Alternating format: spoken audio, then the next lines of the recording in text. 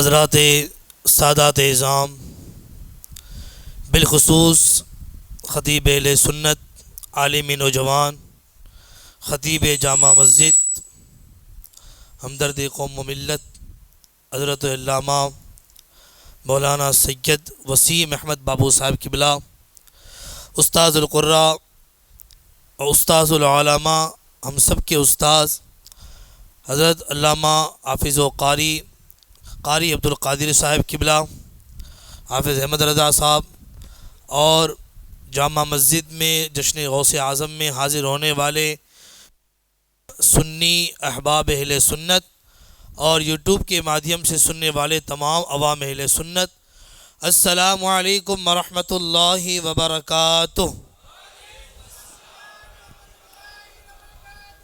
الحمد للہ اعلی منزلۃ المؤمنین بکریم خطابہ، ورفع درجة العالمين بمعاني كتابه، وخص المستنبطين منهم بمزيد الإصابة وصوابه، والصلاة والسلام على سيدنا ومولانا محمد وعلى آله وأصحابه، والسلام على أبي حنيفة والغوث العظم وأحبابه، أما بعد، فأعوذ بالله من الشيطان الرجيم، بسم الله الرحمن الرحيم، إن في خلق السماوات والأرض واختلاف الليل والنهار لآيات لأولي الألباب، صدق الله مولانا العظيم۔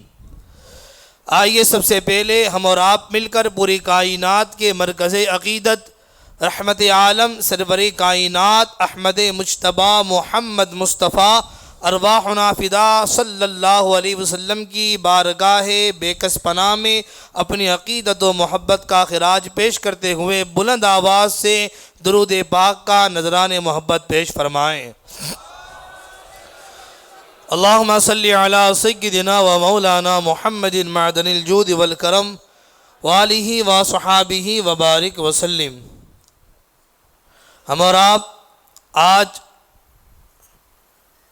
سلطان الاولیاء، سلطان العارفین، تاج المشائخ، شیخ الشیوخ، پیر پیراں، میر میرا، شاہ جیلاں، قطب الاقطاب، فرد الافراد، غوث الاغواث، حضرت میر ابو محمد عبد القادر غوث اعظم جیلانی، محبوب سبحانی، پیر لاسانی، قندیل نورانی، یعنی کہ ہم سب کے سرکار بغداد حضور غوث پاک رضی اللہ تعالیٰ عنہ کی یاد میں، ان کی بارگاہ میں، ان کی ولادت کے موقع پر خراج عقیدت پیش کرنے کے لیے سادات کی اس زمرے کے ساتھ اس بابرکت جگہ میں ہم جمع ہوئے حاضر آئیں۔ اللہ ہم سب کی حاضری کو اپنی بارگاہ میں قبول مقبول فرمائیں۔ اپنے محبوب کے صدقے میں اللہ تبارک و تعالی ہمیں اپنے محبوب اور اپنے محبوب کے محبوبوں کا ذکر خیر اسی طرح منانے کی توفیق عطا فرمائیں۔ بڑی اچھی گفتگو آپ نے سماعت فرمائی ہے اور بڑی اصلاحی گفتگو آپ نے سماعت کی ہے، بڑی اچھی منقبت اور بڑی ترین آواز میں شہزادی غوث اعظم کی زبان سے آپ نے سماعت کی ہے۔ میرے پاس وہ آواز نہیں ہے کہ میں آپ کو اتنے ترنم میں سنا سکوں، چونکہ ایک تو استاذ القراء موجود ہیں، پھر سید صاحب قبلہ، تو ان کے مقابل میں اپنے آپ کو کچھ بھی نہیں سمجھتا۔ اللہ ان بزرگوں کا، ان سادات کا اس نکمے کو صدقہ عطا فرمائے، اور اللہ ہمیں سادات کی محبت میں، اہل بیت کی محبت میں، علماء کی محبت میں اسی طرح جینے جلانے کی توفیق عطا فرمائے۔ اعلیٰ حضرت عظیم البرکت، عظیم المرتبت، پروانہ شمع رسالت، حامی سنت، ماحی بدعت، عالم شریعت، قاطع نجدیت، علامۃ الزمان، فخر الاعیان، اور ہم تمام سنیوں کی جان جسے پوری دنیا کہتی ہے، مولانا امام احمد رضا خان، اور حضور احسن العلماء کی زبان میں کہوں تو یوں، میرے اعلیٰ حضرت، ذرا زور سے، میرے اعلیٰ حضرت ارشاد فرماتے ہیں، اور جو اشعار آج میں آپ کے سامنے پڑھنے جا رہا ہوں، ابھی سید صاحب قبلہ نے بڑے خوبصورت اشعار پڑھے ہیں، اور اگر یہی اشعار ہم نے جو ہے قاری صاحب کی زبان سے رتن پور کی دستار بندی میں سنے تھے تو تاج المشائق حضرت سرکار امین ملت بھی ان کی اس آواز پہ فدا ہو گئے تھے۔ الحمدللہ اللہ ان کی آواز میں برکت عطا فرمائے۔ آج نئے اشعار پہ، کچھ اعلیٰ حضرت کے اشعار پہ، اور میں نے ٹاپک باندھا ہے آج کہ غوث پاک اور علم سائنس، ان دونوں کو مجھے کنیکٹ کرنا ہے کہ غوث پاک کا مقام اور علم سائنس کو اعلیٰ حضرت نے کیسے بیان فرمایا ہے۔ اس سے پہلے میں ایک شعر سناتا ہوں جو اعلیٰ حضرت ہی کا ہے۔ میرے امام فرماتے ہیں، نبوی میں علوی فصل بطولی گلشن، نبوی میں علوی فصل بطولی گلشن، حسنی پھول حسینی ہے مہکنا تیرا۔ پھر فرماتے ہیں، نبوی خور علوی کوہ بطولی معدن، حسنی لال حسینی ہے تجلی تیرا، حسنی لال حسینی ہے تجلی تیرا۔ ان اشعار کو سمجھانے سے پہلے میں آپ کو سمجھا دوں، اللہ تبارک و تعالیٰ نے جو دماغ اور دماغ کی وسعت، دماغ کے اندر جو طاقت ایک مومن کے دماغ میں اللہ نے دی ہے وہ کسی کے اندر نہیں آ سکتی ہے۔ آپ خالی اتنا سمجھ لیں، ایک انسانی دماغ، نارمل اگر انسانی دماغ ہے، اس کی کیپیسٹی کتنی ہے؟ سائنس یہ بتاتی ہے کہ 1000 KB کا 1 MB بنتا ہے، 1000 MB کا 1 GB، 1000 GB کا 1 TB، اور 1000 TB کا 1 PT یعنی پیٹا بائٹ۔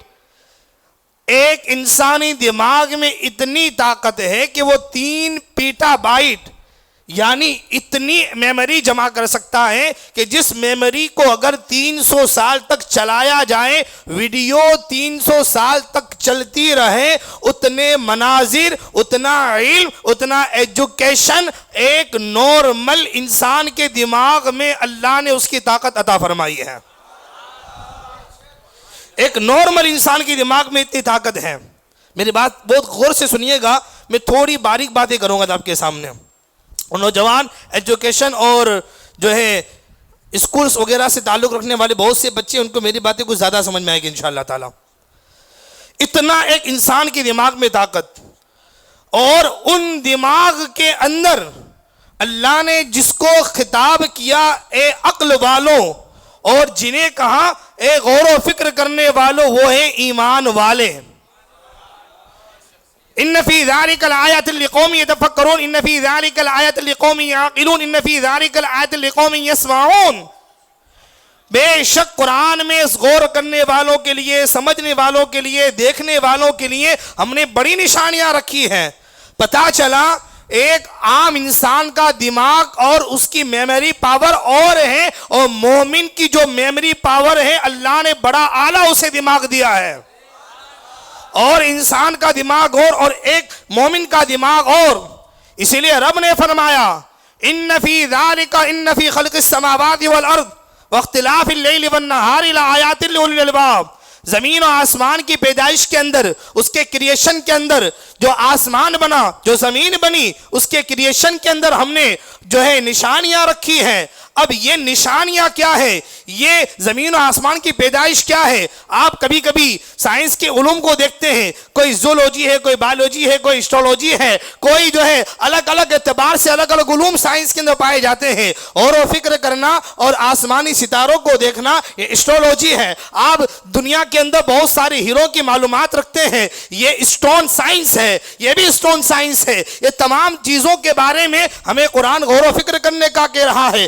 زمین میں بھی نشانیاں رکھی ہے، آسمان میں بھی نشانیاں رکھی ہیں، بس کون ہے جو غور و فکر کرے؟ اسی غور و فکر کو ہم انگلش ورڈ میں سائنس کہتے ہیں، اور اردو میں اور عربی میں اسے تفکر کہا جاتا ہے، اسے غور و فکر کہا جاتا ہے۔ پوری کائنات کے اندر اللہ ہمیں فکر دے رہا ہے، ان فی ذالک لآیات لقوم یتفکرون، ہم نے غور و فکر کرنے والوں کے لیے نشانیاں رکھی ہے، ہم نے سمجھنے والوں کے لیے اس میں بہت سی نشانیاں پوشیدہ کر کے رکھی ہے۔ پتا چلا اللہ نے قرآن کے اندر ایک نہیں بلکہ کئی علوم عطا فرمائے ہیں۔ اسی لیے ہم نے کہا قرآن میں سائنس ضرور ہے، لیکن قرآن سائنس کی کتاب نہیں ہے۔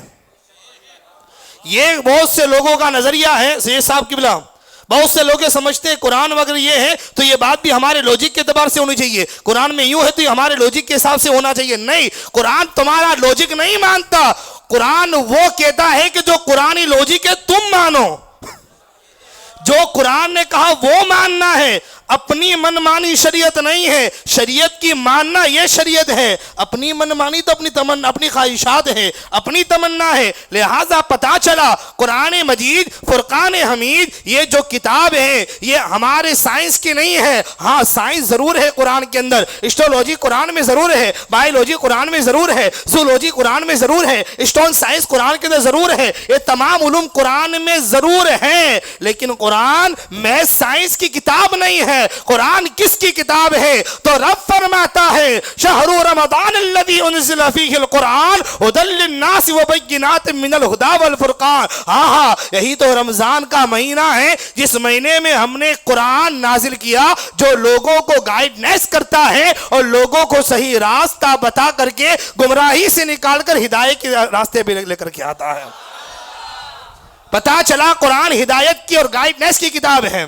اب جب اتنا آپ نے سمجھ لیا تو پتا چلا قرآن میں سائنس ہے نا، سائنس آپ نے سمجھ لی۔ اب سائنس کے اندر ایک علم آتا ہے ایگریکلچر۔ ایگریکلچر مینس ہوتا ہے کھیتی باڑی، زمین کو کھیرنا اور اس سے بیج کی پیداوار کرنا۔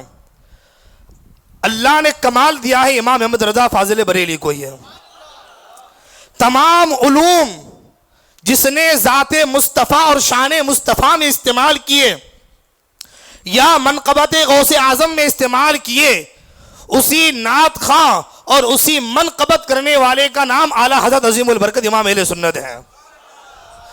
ایک شعر جو میں نے پہلے پڑھا نبوی میں، اس کے اندر اعلیٰ حضرت نے ایگریکلچر کو استعمال کیا ہے۔ کھیتی باڑی کے لیے چند چیزوں کی ضرورت ہے۔ پھول اگاتے ہیں نا، اور آپ یہ بھی مانتے ہیں نا میرے غوث اعظم باغ ولایت کے چمکتے ہوئے پھول ہیں، اور باغ ولایت کا مہکتا ہوا پھول میرے سرکار بغداد حضور غوث پاک ہیں۔ اور صرف یہ ہم نے نہیں کہا بلکہ میرے غوث پاک کی ولادت سے پہلے آپ کے والد ماجد حضرت سیدنا سرکار خواجہ ابو صالح موسیٰ جنگی دوست رحمت اللہ تعالیٰ علیہ کے خواب میں آ کر کے سرکار میرے آقا علیہ السلام نے ارشاد فرمایا، اے میرے بیٹے، تمہارے یہاں پر ایک بچے کی ولادت ہوگی، وَهَذَا ابْنُهُ وَابْنِي، وہ تمہارا بھی بیٹا ہوگا اور میرا بھی بیٹا ہوگا۔ اللہ تبارک و تعالیٰ میرے اس بیٹے کو بچپن ہی سے اپنا مقام محبوبیت عطا فرمائے گا۔ ذرا زور سے، یہ میرے سرکار بغداد ہے جن کی ولادت مادر زاد ولی ہے، اور سرکار بغداد وہ ذات ہے کہ جو غوث پاک کے پہلے اولیاء کرام ہیں انہوں نے بھی تسلیم کیا، اور سرکار جنید بغدادی نے تو باضابطہ طور پہ اپنے مریدوں سے مراقبے میں سر جھکا کر کے کہا کہ میں دیکھ رہا ہوں آج سے کئی سال کے بعد بغداد کے جامع مسجد پر کھڑے ہو کر ایک بچہ اعلان کرے گا، قدمی ہادھی رقبتی علی کل ولی اللہ، میرا یہ قدم تمام ولیوں کی گردن پر ہے، تم گواہ ہو جاؤ، آج ہی میں نے اپنا قدم میں اس کا قدم اپنی گردن پہ لے کر کے رکھا ہے۔ اعلیٰ حضرت فرماتے ہیں جو ولی قبل تھے یا بعد ہوئے یا ہوں گے، سب ادب رکھتے ہیں دل میں میرے آقا تیرا۔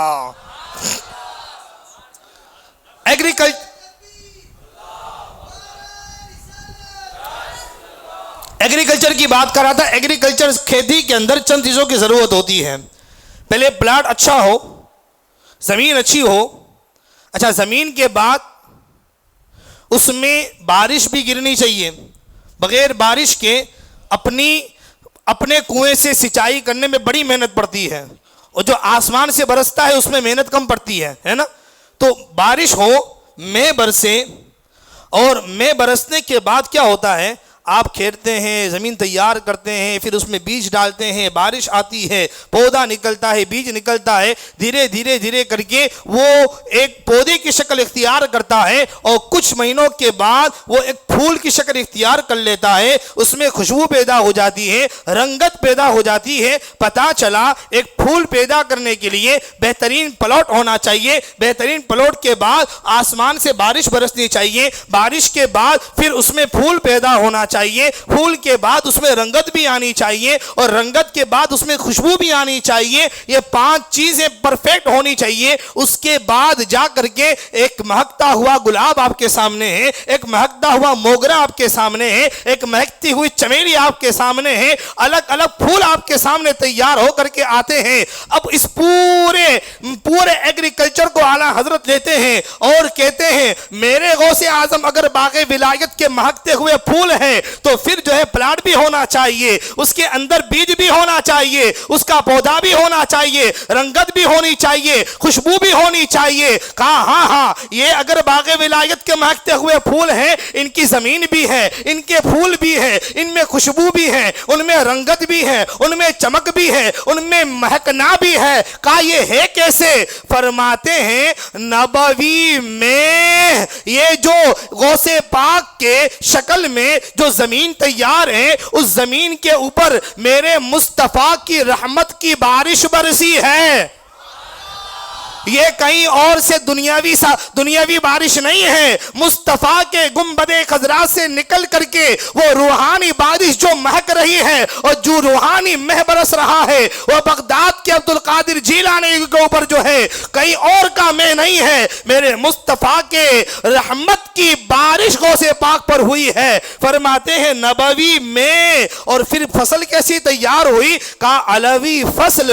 یہ فصل کہاں تیار ہوئی ہے؟ ایک تو بارش برس گئی, اور اس بارش برسنے کے بعد یہ جو فصل تیار ہوئی ہے کہیں اور نہیں تیار ہوئی ہے. باب فضل ولایت مولائے کائنات مشکل کشا حیدر کرار اسد اللہ الغالب مولا المسلمین اسد اللہ الغالب مظہر العجائب والغرائب فاتح خیبر زوج بطول دامال بطول حل المشکلات والنوائب. مولائے کائنات کی فصل تیار ہوئی ہے, اور پھر یہ تیار تو ہو گئی بطولی. اب ہوا کیا؟ کہتے ہیں نبوی میں علوی فصل. اب یہ گلشن لہلہا رہا ہے. کہا یہ فصل بھی تیار ہو گئی, اور فصل تیار ہونے کے بعد گلشن تیار ہو گیا ہے. اسی گلشن کو فاطمہ زہرا کے نام سے جانا جاتا ہے. اور ہاں یہ جب تینوں چیزیں کمپلیٹ ہوئی, اب کیا ہوا؟ کہا پھول چمک کر کے کھل کر کے آ گیا. کہتے ہیں حسنی پھول ہے, یہ تمہارے پھول ہیں, جو موگرا ہے, جو گلاب ہے, جو چمیلی ہے, یہ تمہارے پھول ہیں. مدینے کے پھول ایسے نہیں ہوا کرتے ہیں. ہاں یہ بغداد کا پھول ہے, لیکن حسن کی شکل میں ظاہر ہو رہا ہے. اور اس میں خوشبو کہاں سے آئی ہے, اس میں رنگت کہاں سے آئی ہے؟ تو فرماتے ہیں حسنی پھول حسینی ہے مہکنا تیرا. یہ پھول کہیں اور سے نہیں ہے, بلکہ یہ پھول تیار, اس میں جو خوشبو آئی ہے, اس میں جو رنگت آئی ہے, کربلا معلیٰ سے چل کر بغداد معلیٰ تک پہنچی ہے. پتا چلا یہ کھیتی کے 5 چیزیں مل جائیں تو پھول تیار ہوتا ہے, اور 5 پنجتن مل جائے تو عبد القادر جیلانی تیار ہوا کرتا ہے.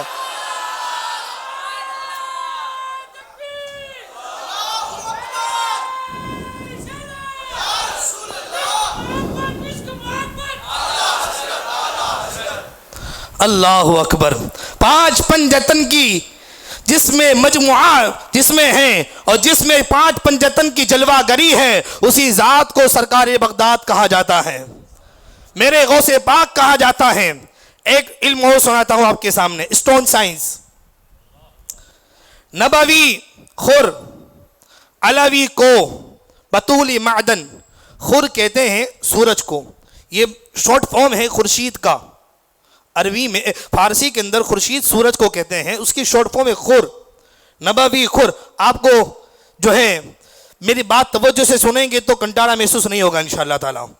نبوی خور، علوی کوہ کہتے ہیں پہاڑ کو، نبوی خور علوی کوہ بطول معدن، اور پہاڑوں میں جو کھانے ہوتی ہیں نا اسے کہتے ہیں معدن. کہتے ہیں میرے غوث پاک چمن ولایت کے چمکتے ہوئے باغ ولایت کے چمکتے ہوئے سورج ہے. آسمان ولایت کے چمکتے ہوئے سورج کا نام عبد القادر جیلانی ہے. وہ ولایت کا ہیرا ہے. میرے غوث پاک کو اگر ہم کہتے ہیں کہ آسمان ولایت کے سورج ہیں، ان کے اندر ولایت کا ہیرا اگر غوث پاک ہیں، تو اعلیٰ حضرت نے اس پر ایک تبصرہ کرتے ہوئے فرمایا، ہیرا جو تیار ہوتا ہے نا، اسٹون جو تیار ہوتا ہے، اس کے لیے کئی ساری چیزیں ریکوائرمنٹ ہوتی ہے. پہلی چیز، ہیرا جو تیار ہوتا ہے، ہر ہیرا ہر جگہ تیار نہیں ہوتا، پہلی بات. دوسری چیز یہ ہے، ایک جو اسٹون ہوتا ہے اس کی ایک پروسیس ہوتی ہے تیار ہونے کی، ہر جگہ نہیں پایا جاتا. ہر اسٹون کی الگ الگ کھانے ہوتی ہے جہاں سے وہ پایا جاتا ہے. میرے غوث پاک آسمان ولایت کے لال بدخشاں ہیں. لال تمام پتھروں میں قیمتی پتھر ہے، لال تمام پتھروں میں قیمتی پتھر ہے، اس سے قیمتی کوئی پتھر نہیں ہے. سب سے قیمتی پتھر لال مانا جاتا ہے کہ جو بادشاہوں کے سروں کی زینت بنتا ہے. یہ تیار کیسے ہوتا ہے اس کو سمجھیے. خالی آپ بارش جب پڑتی ہے تو بارش کے اسپیشلی کچھ قطرات اللہ اس میں اپنے حکم سے تاثیر پیدا کرتا ہے، اور وہ قطرے کچھ خاص پہاڑوں میں پائے جاتے ہیں. یمن کے کچھ خاص پہاڑ جسے ملک یمن کے بدخشاں کے پہاڑ کہے جاتے ہیں. لال یمانی جو ہے یہ وہیں پایا جاتا ہے. لال بدخشانی، لال یمانی وہیں پایا، اسپیشلی وہیں پایا جاتا ہے. یہ یمن کے علاقوں کے اندر وہ تیار کیسے ہوتا ہے؟ پانی جمع ہو کر کے جمع رہتا ہے، دھیرے دھیرے اس کے اوپر سورج کی کرنیں پڑتی ہیں. سورج کی کرنیں پڑتے اس کے اندر دھیرے دھیرے وہی بارش جو ہے پتھر کی شکل اختیار کر کے اس میں رنگت پیدا ہونے لگتی ہے، اور کئی برسوں کے بعد اس کے اوپر جو ہے پھر زنگ چڑھ جاتا ہے، اور پھر اسے جوہری جو ماہر ہوتا ہے اسٹون سائنس کا جو ماہر ہوتا ہے پتھروں کی دنیا کا، وہ ایسی خدانے تلاش کرتا ہے، ایسی کھانے تلاش کرتا ہے، اور پھر محنت کے بعد، بڑی کاوش کے بعد وہاں پہنچ کر کے اپنے علم سے وہ پتھر کی کھانے تلاش کرتا ہے، اور اس کھان کو تلاش کر کے اس کے اندر سے پھر وہ لال تلاش کرتا ہے. لال تلاش کر کے پھر وہ اسے کاٹ کر کے اپنے پاس لاتا ہے، اور لا کر کے پھر اسے بڑی محنت و جاں فشانی کے ساتھ اس میں سے تمام زنگ ختم کرتا ہے. اس کے اندر دھیرے دھیرے پانی کے ذریعے سے، محنت کے ذریعے سے اس میں رنگت پیدا کرتا ہے، اور پھر ایک وقت وہ آتا ہے کہ کئی محنت کے بعد وہ لال بدخشانی تیار ہو کر کے اس میں سے ایسی روشنی نکلتی ہے کہ اگر پورے کمرے کے اندر بھی اندھیرے کمرے میں لال کو رکھ دیا جائے، اس کی چمک سے اس کی جو روشنی ہے پورا اندھیرا کمرہ روشن نظر آتا ہے. کبھی بادشاہوں کے سروں کی زینت بنتا ہے، کبھی کمرے کو روشن کرتا ہے. اب اگر جو ہے میرے غوث پاک باغ آسمان ولایت کے لال بدخشانی ہیں، اگر غوث پاک یہ ہیرا ہے، یہ لال ہے، ولایت کے لال ہیں، لال ولایت ہے، تو پھر ماننا پڑے گا یہ لال تیار کہاں ہوا ہے؟ کون سی کھان تھی جہاں یہ تیار ہوا ہے؟ کون سی بارش تھی جس سے یہ تیار ہوا ہے؟ بارش کون سی تھی جس سے تیار ہوا؟ کھان کون سی تھی جس سے وہ تیار ہوا؟ جوہری کون تھا جس نے اسے نکالا، اور نکال کر کے پھر اسے کھریدا کس نے ہے؟ اب یہ کھرید تو گیا، اب اس کو نام کیا دیا جائے گا؟ تمہاری دنیا کے پتھر ہے، کوئی زبردج ہے، کوئی جو ہے وہ کوئی لال ہے، الگ الگ فیروزہ ہے، الگ الگ نام ہے. اس پتھر کو کیا نام دیا جائے؟ اعلیٰ حضرت کہتے ہیں یہ کوئی عام پتھر نہیں ہے جو تم سمجھتے ہو. پتھروں کی بھی بہت ساری اقسام ہیں، اور پتھروں کی تقریباً ایک بات ضمناً آگے سے سب قبل عرض کر دوں میں، امام فخر الدین رازی نے تفسیر کبیر میں فرمایا پتھروں کی تقریباً 8 قسمیں ہیں. کتنی قسمیں ہیں؟ 8 قسموں کے پتھر قرآن نے ذکر کیے ہیں. اور ایک عقیدہ ذہن میں رکھیے گا، کسی پتھر میں یا کسی جگہ میں بذات خود کوئی تاثیر نہیں ہے۔ ہم سنیوں کا یہ عقیدہ ہے، کسی پتھر خواہ وہ مزار ہو، خواہ وہ کسی کا آستانہ ہو، کہیں پر کوئی تاثیر نہیں ہے بذات خود اپنی طرف سے، لیکن کچھ پتھر وہ ہوتے ہیں جنہیں اللہ اپنے خاص فضل سے نوازتا ہے۔ تو کوئی پتھر حجر اسود ہو رہا ہے، ذرا زور سے، کوئی پتھر گنبد خضرا کا پتھر ہو رہا ہے، کوئی پتھر جو ہے لال ہو رہا ہے، کوئی فیروزہ ہے، الگ الگ پتھروں کی الگ الگ قسمیں ہیں۔ یہی تو ہم بھی کہتے ہیں اولیاء کرام کے آستانے پر لگے ہوئے پتھر کے اندر تاثیر نہیں ہے، اس میں جو تاثیر پیدا ہوئی ہے اللہ کے ولی کے جسم کی برکت سے پیدا ہو رہی ہے۔ ہم جا کر کے وہاں پر پتھر کو نہیں چومتے میاں، وہاں چومتے کسی اور کو نہیں ہے، اللہ کی رحمت کو چوما کرتے ہیں کہ جس طریقے سے خانے کعبہ پر رحمت نازل ہوتی ہے تو حجر اسود پیدا ہوتا ہے، اسی طریقے سے اگر اللہ والے کے آستانے کے اوپر جو ہے رحمتوں کا نزول ہوتا ہے، اللہ وہاں پر ہماری مرادوں کو بھی پوری فرما دیا کرتا ہے۔ پتھروں میں تاثیر نہیں، لیکن اب یہ پتھر تو ہوا، اب اعلیٰ حضرت نے اس پورے علم کو، اسٹون سائنس کو فٹ کیا غوث پاک کے اوپر۔ فرماتے ہیں غوث پاک جو ہے یہ ان کو روشنی کہاں سے ملی، یہ کہاں تیار ہوئے ہیں؟ فرماتے ہیں نبوی خور، اس کے اوپر اس لال کے اوپر جہاں سے کرنیں آئی ہیں، جہاں سے روشنیاں آئی ہیں، یہ کہیں اور کی روشنی نہیں ہے، یہ مدینہ کی روشنی ہے، ذرا زور سے۔ اور یہ وہ روشنی ہے جس کے بارے میں شیخ سعدی شیرازی فرماتے ہیں غوث اعظم درمیان اولیاء چو محمد درمیان انبیاء۔ اللہ نے جو نور اور جو ولایت کا مقام، جو نبوت کا مقام اللہ نے نبیوں کے اندر میرے مصطفیٰ کو عطا فرمایا ہے کہ سب سے اولا و اعلیٰ ہمارا نبی، سب سے بالا و بالا ہمارا نبی، حسن کھاتا ہے جس کے نمک کی قسم وہ ملیح دلارا ہمارا نبی، جس کے طلبوں کا دھون ہے آب حیات ہے وہ جانے مسیحا ہمارا نبی، سارے اونچوں میں اونچا سمجھیے جسے ہے وہ اونچوں میں اونچا ہمارا نبی، سارے اچھوں میں اچھا سمجھیے جسے ہے ان اچھوں میں اچھا ہمارا نبی، اور غمزدوں کو رضا مجدہ دیجئے کہ ہے بے کسوں کا سہارا۔ تو جیسا مقام اللہ نے نبیوں میں مصطفیٰ کو دیا، ایسا مقام ولیوں میں اللہ نے غوث پاک کو عطا فرمایا ہے، ذرا زور سے۔ اسی کی ترجمہ اعلیٰ حضرت فرماتے ہیں بحر و بر شیر و قرا سہل و حزن دشت و چمن، کون سے چک پہ پہنچتا نہیں دعویٰ تیرا، اور کس گلستان کو نہیں فصل بغاری سے نیاز، کون سے سلسلے میں فیض نہ آیا تیرا، ارے مزرعے چشتو بخارا وہ عراق و اجمیر، کون سی کشت پہ برسا نہیں جھالا تیرا۔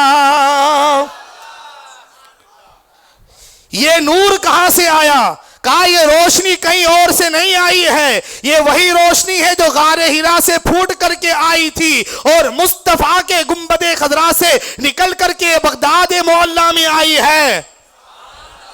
نبوی خور تیار ہوا ہے، تو جیسے بہت سارے پتھر تیار ہوتے ہیں تو اس کی اسپیشلی پہاڑ ہیں، اس کا پہاڑ کون ہے؟ کہا اس پہاڑ کا نام کوئی عام پہاڑ نہیں ہے، جبل استقامت، جبل ولایت، مولائے کل، مولائے کائنات، مولا مشکل کشا کا جو عظیم پہاڑ ہے، اس پہاڑ میں یہ بارش آئی ہوئی ہے، اور تمام کھانوں میں الگ الگ کھانے تھی، یہ کون سی کھانے میں تیار ہوا ہے؟ فرماتے ہیں بطولی معدن، اس کی کھان کوئی عام نہیں ہے، اس کی کھان فاطمہ زہرا کا بطن مبارک ہے، بطولی معدن ہے۔ اب ہوتا کیا ہے ہے، کہا یہ نکالا گیا، اسے کریدا گیا، اسے سنبھالا گیا، اسے جو ہے مصطفیٰ کی تربیت عطا کر دی گئی۔ اب کیا ہوا؟ کہا یہ جب تیار ہوا تو نبوی خور علوی کو بطولی معدن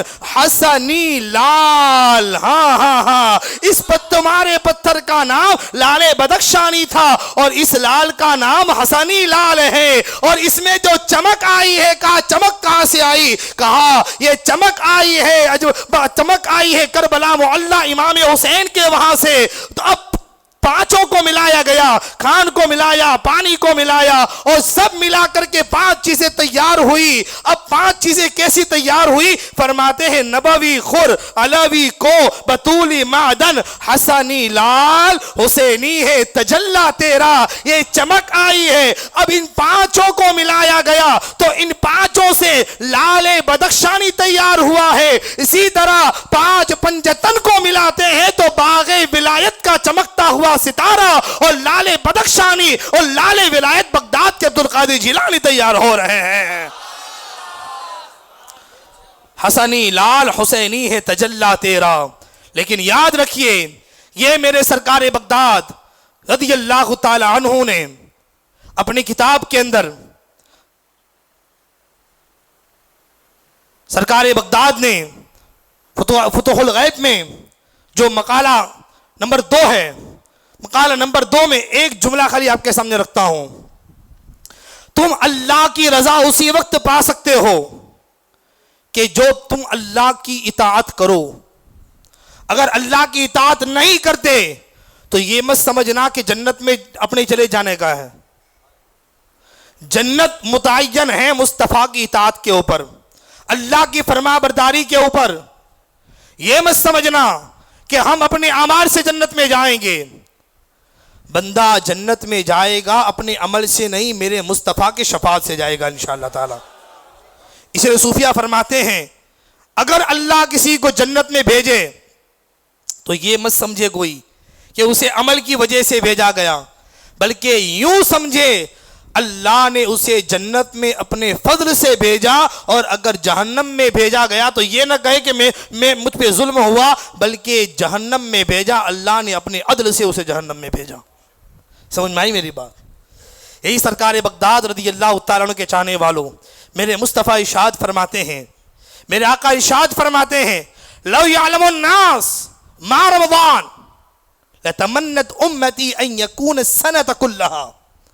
میرے آقا ارشاد فرماتے ہیں کہ اگر لوگ جان لیتے ہیں کہ رمضان میں کیا برکتیں اللہ نے رکھی ہیں، تمنا کرتے کاش پورا سال رمضان رہتا۔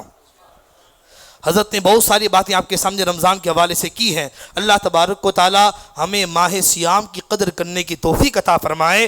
ایک آخری حدیث پہ اپنی بات ختم کر دو۔ میرے آقا ارشاد فرماتے ہیں ھذا شہر عظیم اولہ رحمت و اوسطہ مغفرۃ و آخرہ عتق من النار۔ میرے آقا ارشاد فرماتے ہیں یہ وہ عظیم مہینہ ہے جس کے پہلے 10 دن اللہ نے رحمت کے بنائے ہیں، پورے عشرے میں رحمت ہی رحمت ہوتی ہے، دوسرے 10 دن 11 سے 20 حضور فرماتے ہیں مغفرت کے ہوا کرتے ہیں، اور تیسرے 10 دن آخر کا جو عشرہ ہے آقا فرماتے ہیں یہ جہنم سے آزادی کے ہیں۔ جتنی اچھی قدر کرو گے اللہ بخشش بھی عطا فرمائے گا، رحمت بھی فرمائے گا، اور اللہ کی رحمت سے امید ہے کہ اللہ جہنم سے آزادی کا پروانہ عطا کر کے جنت کا سرٹیفکیٹ بھی عطا فرما دے۔ اللہ ہمیں ان باتوں پر عمل کی توفیق عطا فرمائے۔ سرکار بغداد حضور غوث پاک رضی اللہ تعالی عنہ کے روحانی علمی عملی فیضان سے اللہ ہمیں مالا مال فرمائے۔ السلام علیکم ورحمۃ اللہ وبرکاتہ۔